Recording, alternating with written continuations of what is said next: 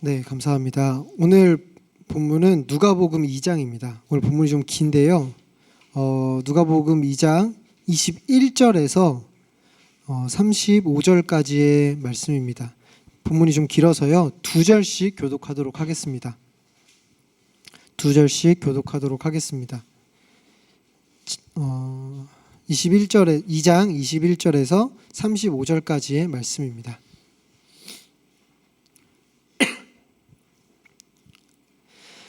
할례할 8일이 되매 그 이름을 예수라 하니 곧 잉태하기 전에 천사가 일컬은 바라. 모세의 법대로 정결의시에 날이 차매 아기를 데리고 예루살렘에 올라가니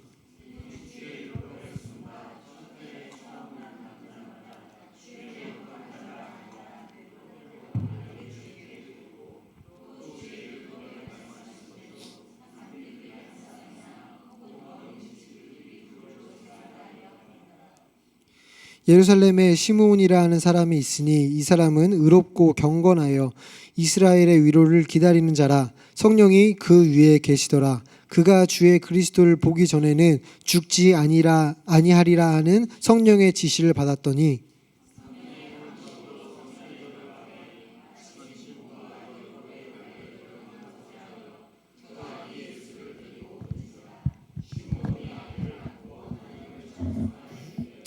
주제여 이제는 말씀하신 대로 종을 평안히 놓아주시도다. 내 눈이 주의 구원을 보았사오니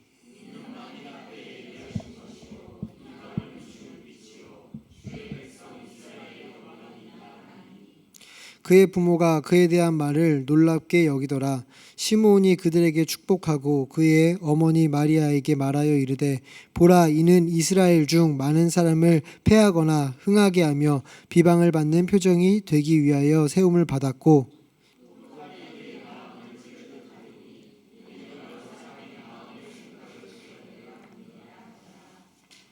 아멘. 네. 설교를 오랜만에 해서 긴장해서 그런지 코감기에 걸렸습니다. 네. 그래서 목이 좀 잠겨 있는데요. 네, 이해해 주시고요. 아마 뒤에 가서는 또 언제 잠겼냐는 것처럼 또 이렇게 크게 얘기할 거니까요. 네. 초반만 들어주시면 될 것 같습니다. 오늘은 누가복음 2장의 본문을 가지고 그릇된 편견이 깨어짐이라는 제목으로 좀 살펴보려고 하는데요. 먼저 제가 요새 연구소에서 이렇게 강의를 듣던 중에 듣게 된 강사분의 좀 농담스러운 이야기였는데요. 강사분의 본래 정치적 성향은 굉장히 좀 굳이 나누자면 보수 쪽이라고 하셨습니다. 그런데 좀 요새 좀 여러 가지 사건들 때문에 세월호 관련으로 해서 서명을 한번 하고 박근혜 대통령 관련으로 해서 서명을 한번 했더니 완벽한 좌측 인사로 분류가 되어 버렸다라는 거예요. 그러니까 그래서 어떤 당에서는 그분을 전혀 초청하지 않으셨고 블랙리스트에 이렇게 오른 것처럼 또 어떤 다른 쪽에서는 아주 작은 행사에도 초청하면서 저희 쪽 인사시니까 당연히 와서 한 말씀 해주셔야죠 이런 식으로 부르셨다라는 겁니다. 그래서 그분은 기본적인 성향은 원래 보수셨는데 밝혀진 사실 앞에 그냥 사실 앞에 목소리를 내고 서명했을 뿐인데 사람들은 그를 급격한 진보주의자로 여겨버렸다라는 거죠. 우리는 이렇게 편견을 가지고 사람을 나누어 분류하는데 너무나도 익숙합니다. 그렇다면 예수님은 진보일까요? 보수일까요? 아마도 누가복음 바로 이런 당시에도 있던 이런 시대적 편견에 답을 하고 있는데요. 대부분의 사람들은 아마 예수님을 매우 진보적인 사람으로 분류했을 겁니다. 왜냐하면 당시 이스라엘 유대인들에게 있어서는 그들의 절대 진리는 율법이었기 때문이죠. 왜냐하면 그들은 나라 이름도 없었습니다. 당신 이스라엘에는 나라 이름도 없고 유대인 이름 자체가 유대교를 믿는 사람들이라는 유대인으로 묶여져 있기 때문이죠. 특히 그 유대교가 절대시하던 게 율법이었어요. 이러한 문화 가운데서 문화적인 강요 가운데 이미 몸에 배어있는 게 율법에 대한 강조, 율법을 절대적으로 문자적으로 지킴, 이것이 이들의 삶이었다라는 것이었습니다. 율법을 왜 지켜야 되지? 율법 말고 혹시 다른 게 있나? 이런 생각은 아예 해보지도 못한 당연한 것이 율법이었다라는 것이었습니다. 그런데 예수님은 이러한 율법에 대해서 완전히 새로운 접근을 하셨습니다. 물론 예수님 본인의 입술로는 율법을 완전히 완성하러 왔다 이렇게 말씀하셨지만 보수적인 입장에서 보기에는 감히 율법을 폐하러 왔다가 율법에 의하여 십자가에 매달려 죽은 사람으로밖에 보이지 않았을 것입니다. 단순히 율법에 대한 논쟁뿐 아니라 그는 수많은 제자들을 이끌고 다니던 어떤 한 새로운 지도자였고, 이스라엘의 뿌리나 다름없는 유대교를 살아생전 많이 흔들어 놓고 혼란을 주었을 뿐만 아니라 사후에 제자들이 기독교라는 종교를 새롭게 탄생시킨, 그는 이런 면들로만 보면 정말 진보 중의 진보로 분류되었을 것입니다. 그러나 예수님은 이렇게 분명히 급진적인 진보로 보였겠지만, 오늘 본문은 얼마나 이 부모가, 예수의 부모가 보수적인지, 그들이 강조하는 율법을 예수의 부모도 얼마나 철저히 지켰는지를 강조하고 있습니다. 우리 먼저 레위기 12장 2절에서 4절 한번 함께 읽어보도록 하겠습니다. 앞에 나왔죠? 함께 읽어보도록 하겠습니다. 시작.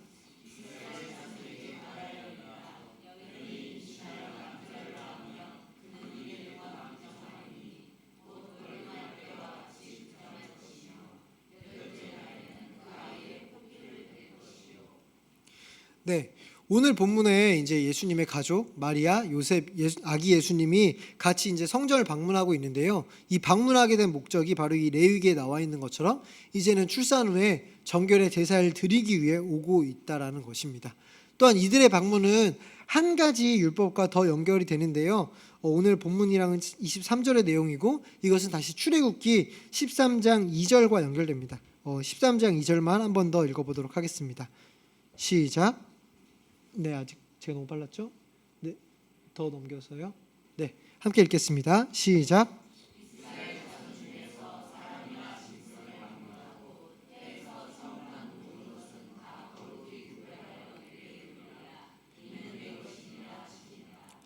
네, 이는 잘 알고 있는 출애굽 가운데 바로에게 보여주었던 10재앙 중에 마지막 재앙, 장자의 죽음과도 연결되는 그런 부분인데요.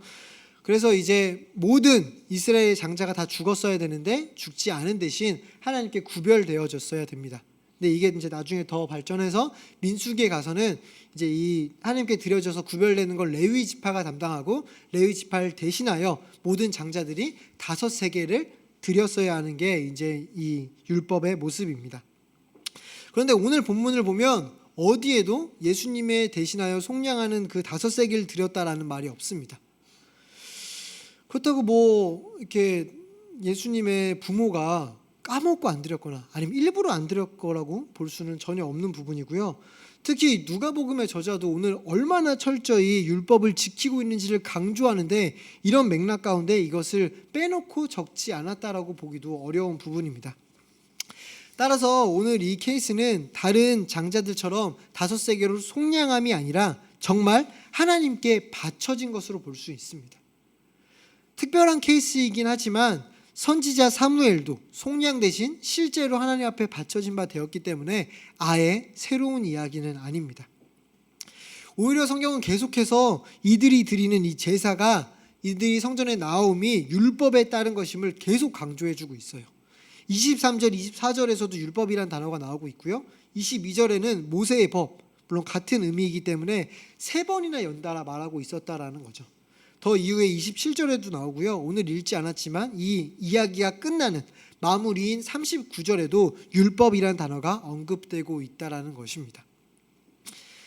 마리아와 요셉이 드리는 이 제사, 근데 이 제사를 굳이 율법에 따른 것입니다 라고 말할 필요가 없을 정도로 이 당시에 이 성경을 읽고 있는 유대인들은 우리가 살펴본 레위기, 민수기의 구절을 알고 있을 뿐만 아니라 거의 외우고 있었다라는 거죠. 그렇기 때문에 굳이 율법에 따라 이렇게 하고 있다라고 말할 필요가 없다라는 거예요. 그냥 이들이 하고 있는 것 자체가 율법 어디 민수기를 따르는 거구나, 이들이 이미 알고 있음에도 불구하고 율법이라는 단어를 이렇게 계속 거듭 말하는 이유는 율법을 지키고 있음을 강조하기 위함이라는 겁니다. 왜냐하면 예수님은 율법을 폐하러 왔다는 편견을 가진 그 보수층들을 향해서 율법을 폐하러 왔다고, 너네 자세히 봐봐, 이렇게 율법을 철저히 지키고 있잖아, 이렇게 항변하고 있는 것이라는 말입니다. 특히 이제 오늘 이제 배경은 제 성전에서 배경이 나타나고 있지만요, 이 배경 이전의 모습은 갈릴리 나사렛입니다. 갈릴리 나사렛, 그냥 우리는 뭐 익숙한 장소고 뭐 성경에서 자주 나오는 장소고 이렇게 생각할 수 있지만, 당시 오늘 이 설교를 들었던 이 이야기, 이 누가복음을 처음으로 들었던 이 독자들은 굉장히 무시가 되던 장소예요. 뭐 도시 자부심이 굉장히 심한 사람들에게는 정말 산꼭짜기, 어디 정말 듣도 보도 못한 이상한 촌을 이야기하고 있는 게 바로 이 갈릴리 나사렛이라는 겁니다. 만약 지금 시대에 나사렛에서 예루살렘으로 누군가 전화가 왔다면 막 사람들이 놀리면서, 친구들이 놀리면서 막 물어봤을 거예요. 나사렛? 그게 어디야? 거기에 커피숍 있어? 거기에 영화관 있어? 너네도 이렇게 알람 시계가 안 깨우고 닭이 깨워주고 그래? 막 이럴 정도로, 막 무시할 정도로 굉장히 시골이 이 나사렛이었다라는 거예요. 물론 어느 쪽이 보기에는 이 나사렛 배경에서 탄생한 이야기들이 나오면서 개천에서 용난 케이스라고 굉장히 좋아하는 일화겠지만, 보수층이 보기에는 결국 굉장히 무시될 만한, 어떻게 저런 근본도 없는 사람의 이야기를 하고 있어, 이렇게 무시될 만한 일화라는 것입니다. 또 오늘 본문 바로 이전에는 예수님의 탄생 사건이 나오고 있는데요, 많이들 익히 알고 계시는 것처럼 말구유에서 탄생하십니다. 그리고 예수님의 탄생을 축하하러 온 사절단은 목자예요. 목자. 물론 뭐 예수님도 목자에 굉장히 많이 비유되시고 목자라는 단어가 잘 나오고 있기 때문에 굉장히 멋진 직업인 것처럼 보이지만, 당시에 유대인에게, 이스라엘에서 가장 대표적인 직업이 목축업이었습니다. 그러니까 우리 시대의 회사원처럼 목자는 이스라엘에 굉장히 흔한 직업이에요.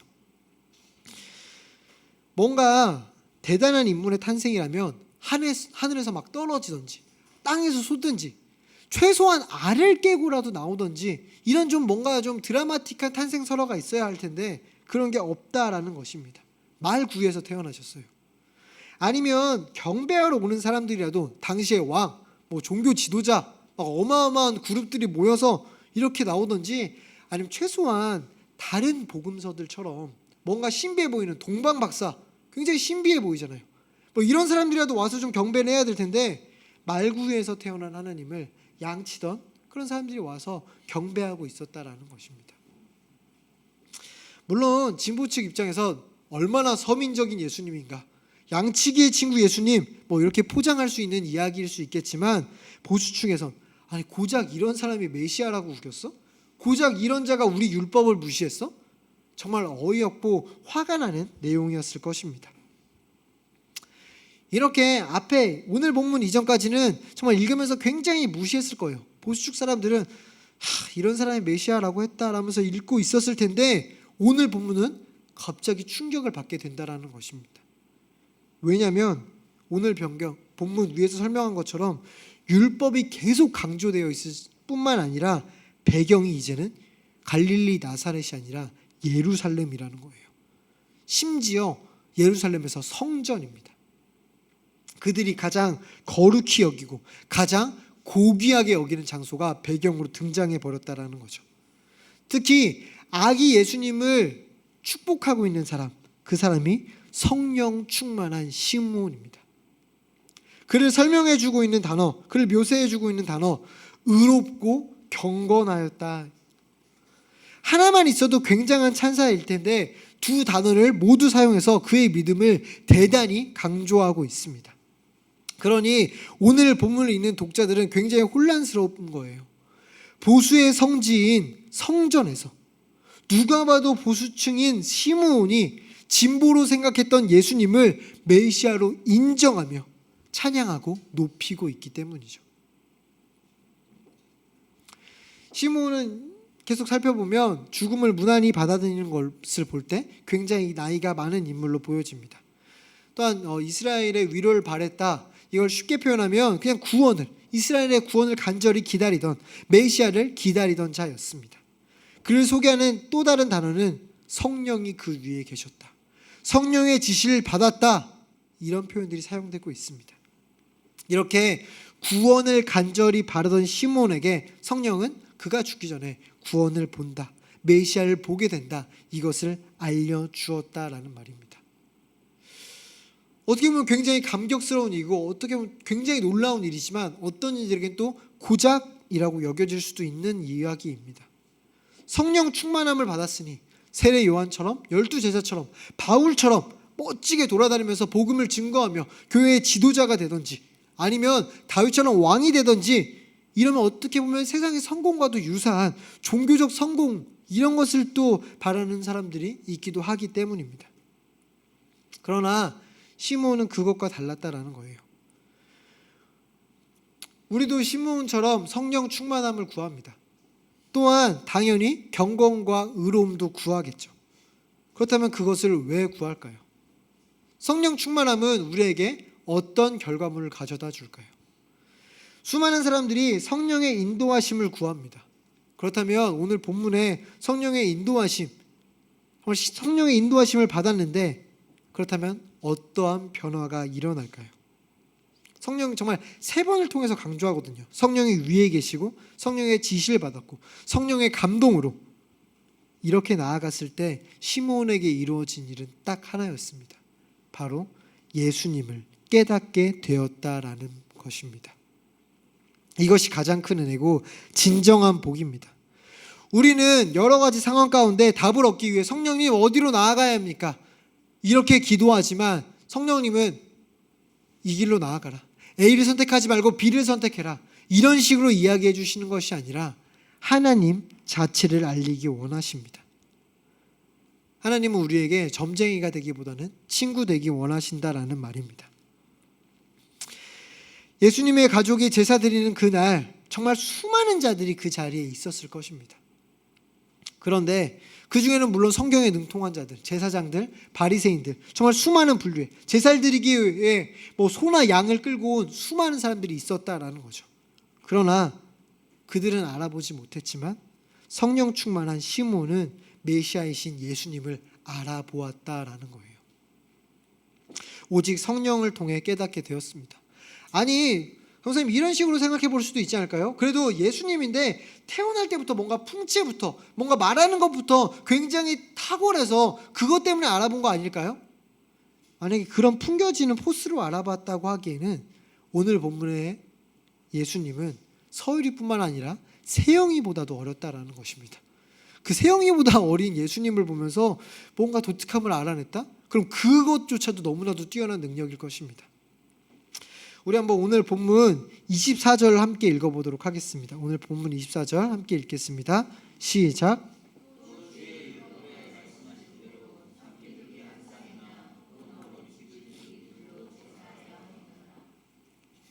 네, 정말 꽤 오래전이죠. 신월동에서 저랑 레위기 5대 제사를 한번 공부를 했던 적이 있는데요. 그때 공부한 분들은 조금이나마 이 비둘기가 어떤 의미인지 좀 기억이 나실 것 같은데요.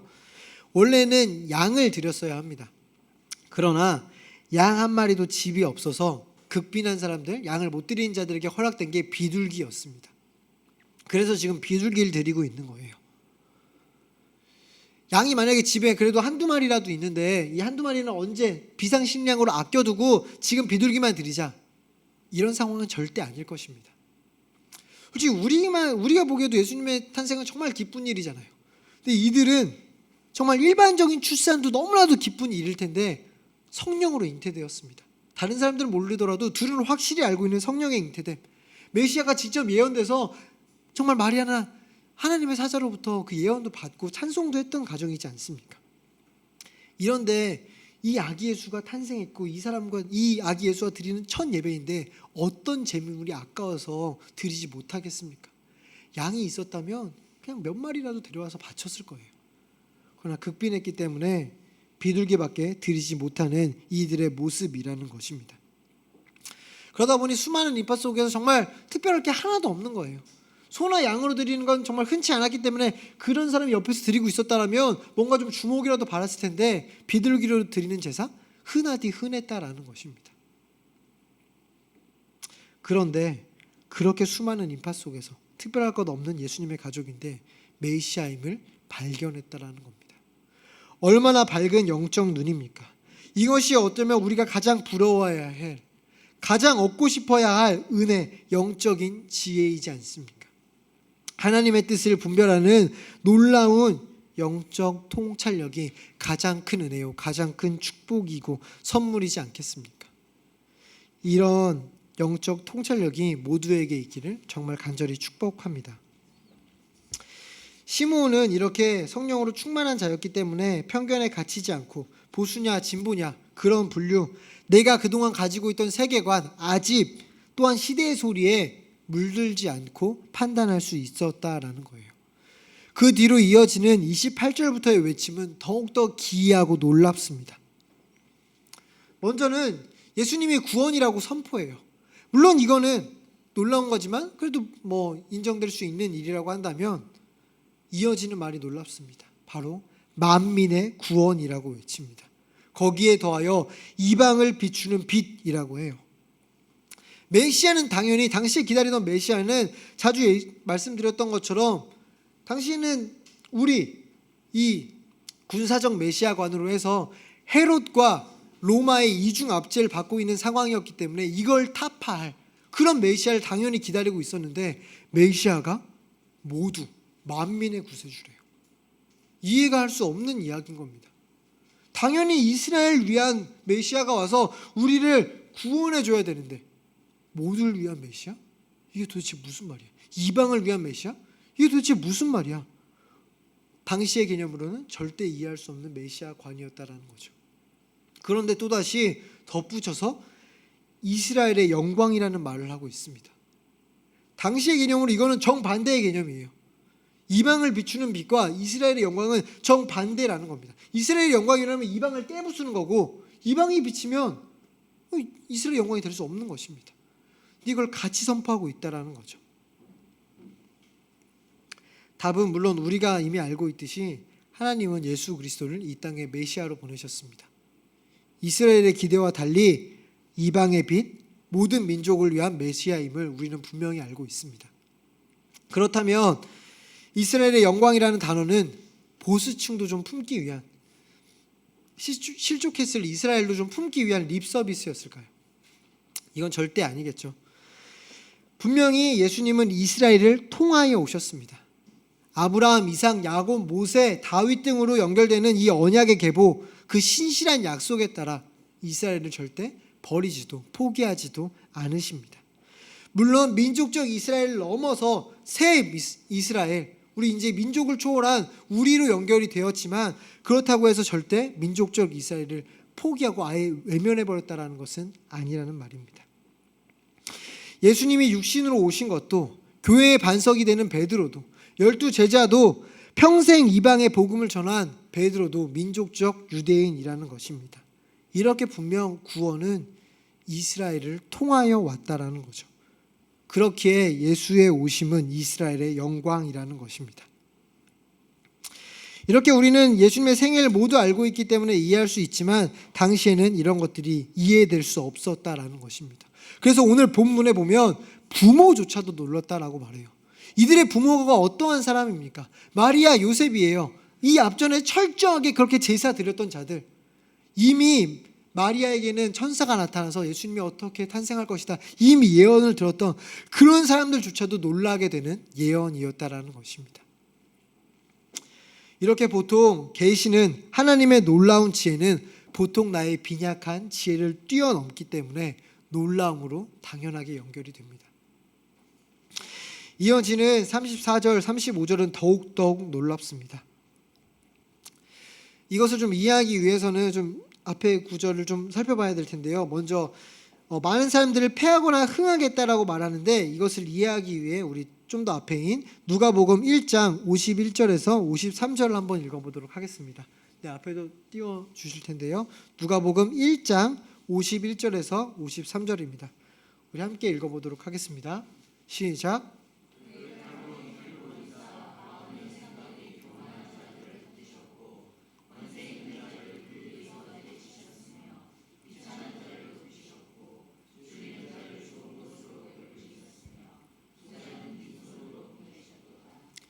네, 이제 마리아가 태중에 있는 예수님 가운데 찬양했던 그 부분에서 나오는 건데요. 여기서도 보면 나오는 것처럼, 그러니까 분명히 예수님의 사역 가운데 흥하는 것과 망하는 것이 있다라는 것입니다. 보통 당시에, 물론 우리도 지금도 그럴 거예요. 구원자, 신 이런 사람들이 우리에게 온다면 우리가 기본적으로 기대하는 것들은 좀 막혀졌던 것들이 풀려지는 것, 뭐 아픈 것들이 낫는 것, 뭐 내가 좀 가난했는데 부자가 되는 것, 소원이 이루어지는 것, 이런 것들을 보통 신에게 기대한다라는 것입니다. 당시의 메시아들도 당연히 오자마자 무조건 기쁜 일들, 행복한 일들, 성공, 우리가 이제 남들 위에 서는 것, 승리, 이런 것만이 기대되었을 텐데, 분명히 마리아의 찬송과 시므온의 예언 가운데 동일하게 나타나는 것은 예수님의 사역 가운데 흥하는 자와 망하는 자가 있다라는 것입니다. 만민을 구원하는 구원이지만 그 구원은 동시에 심판이라는 거예요. 그렇게 방금 전까지 이방을 포함하여 모든 구원자가 될 것이라고 외쳤던 그 아기 예수님을 향하여서 비방받는 표정이 될 것이라고도 말하고 있다라는 것입니다. 비방받는 표정, 좀 더 풀어서 이야기하면 거절받고 반대받는 표시가 된다라는 거예요. 이렇게 예수님은 어떤 이들에게는 넘어지게 하는 걸림돌이 되시지만 또 어떤 이들에게는 든든한 모퉁이 돌이 되어 주십니다. 우리 마지막 예언 부분인 35절도 함께 읽어보도록 하겠습니다. 읽겠습니다. 시작.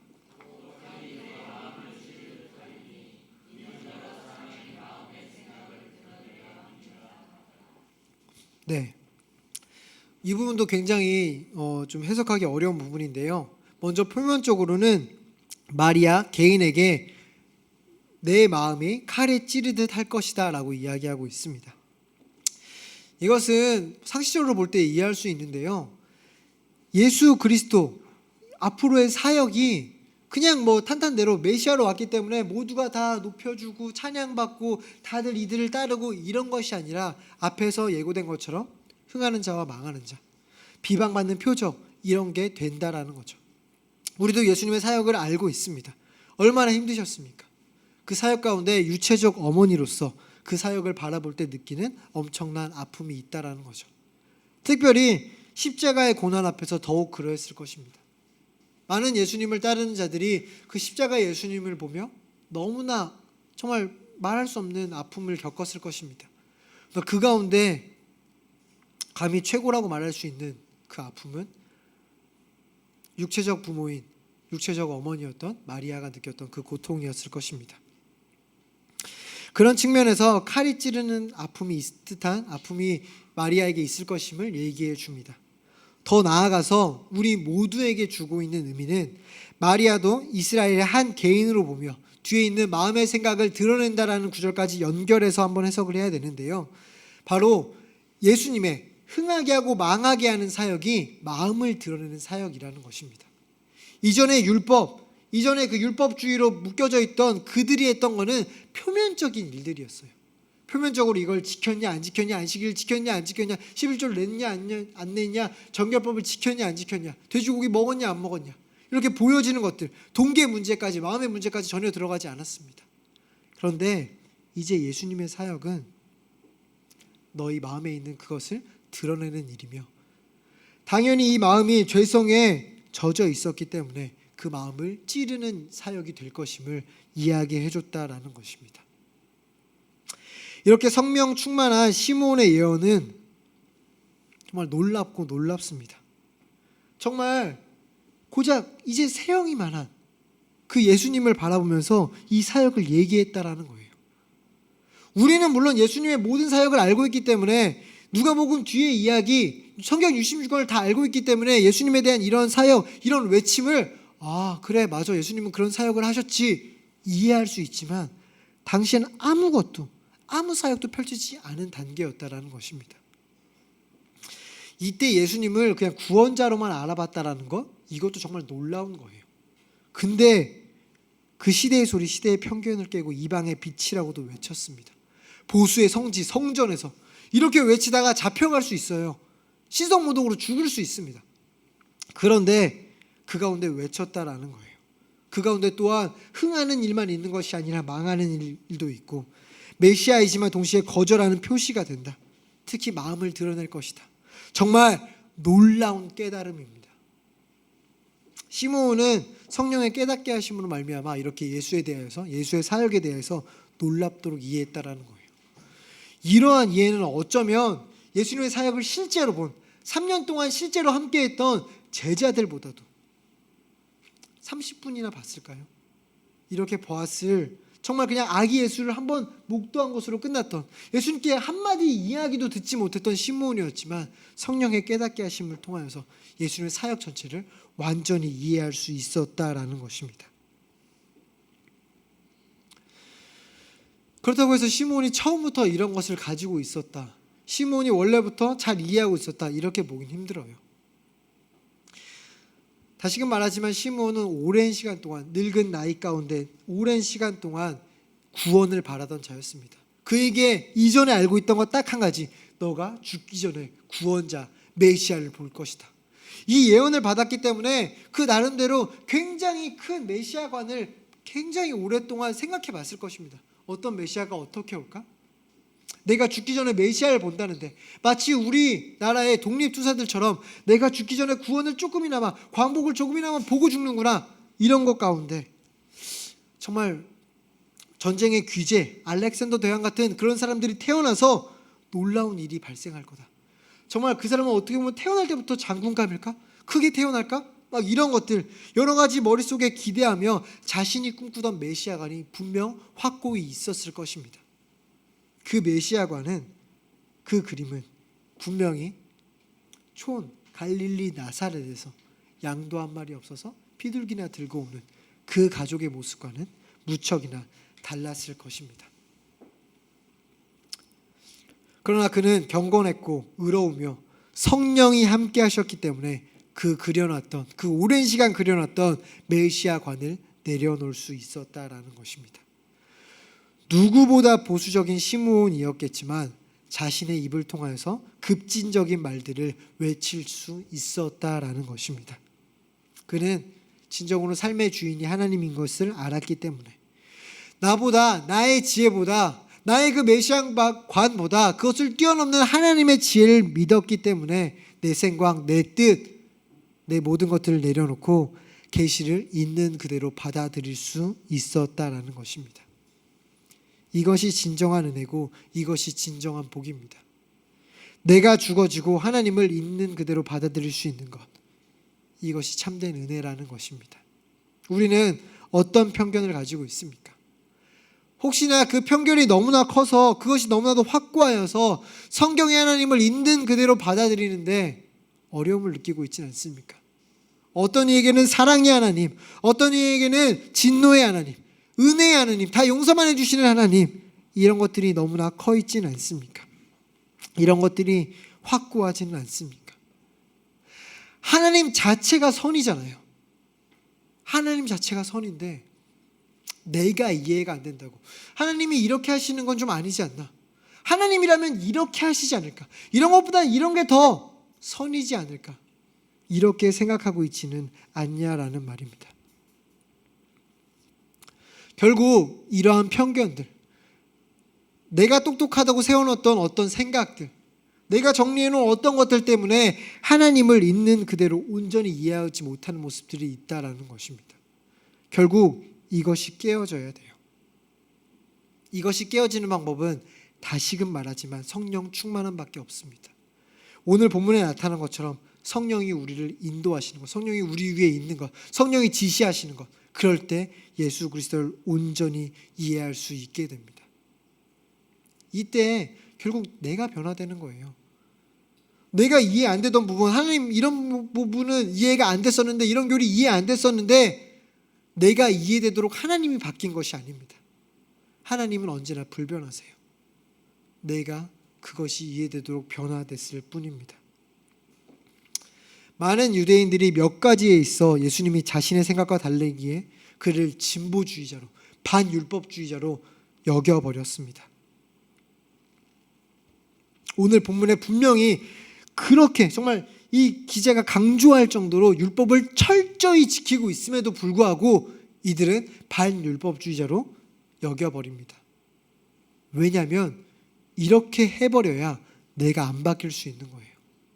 그를 반율법자로 여겨버려야 내가 율법주의자로 온전히 서 있을 수 있는 겁니다. 내가 지금까지 쌓아온 삶의 태도, 이걸 고수할 수 있기 때문이에요. 어리석은 유대인들처럼 명확한 진리 앞에, 완벽한 진리 앞에 그것을 외면해 두고 있지는 않습니까? 무엇이 답인지는 아는데 그것을 답으로 진짜 바른 것, 진리로 인정해 버리면 나의 삶이 무너지니까. 내가 그동안 해왔던 것들, 이런 것들이 다 무너지니까 그냥 하나님의 그 진리 앞에 말도 안 되는, 정말 논리적이지도 못한 나의 진리로 대적하면서 내 것을 더 우선 높이고 있지는 않습니까? 우리는 이런 것들을 다 깨버리고 날마다 하나님 앞에 열린 자세로 말씀을 대해야 합니다. 성경이 우리의 유일한 잣대가 되어야 된다는 것입니다. 오늘 시므온이 율법과 메시아관이 깨져서 제대로 볼 수 있었던 것처럼 우리도 그릇된 율법관, 성경에 반하는 좌우명, 인생관, 자녀 양육관, 신앙관들이 다 깨어져야 된다는 것입니다. 그런 것이 깨어질 때, 성령 충만함으로 깨어질 때 우리도 온전히 볼 수 있게 된다는 것입니다. 아기 예수님이 오늘 드리고 있는 이 성전 배경에서 수많은 사람들이 있었지만 시므온만이 구원자를 보고 감격하며 은혜를 보고 진정으로 기뻐했습니다. 시므온만이 그곳에서 천국을 보았습니다. 그곳에서 참된 은혜를 경험했습니다. 그러한 은혜, 감격, 진정한 복이 우리 같이 걷는 교회 성도님들 가운데 모두에게 가득하시길 충만하며 바라며 기도하도록 하겠습니다.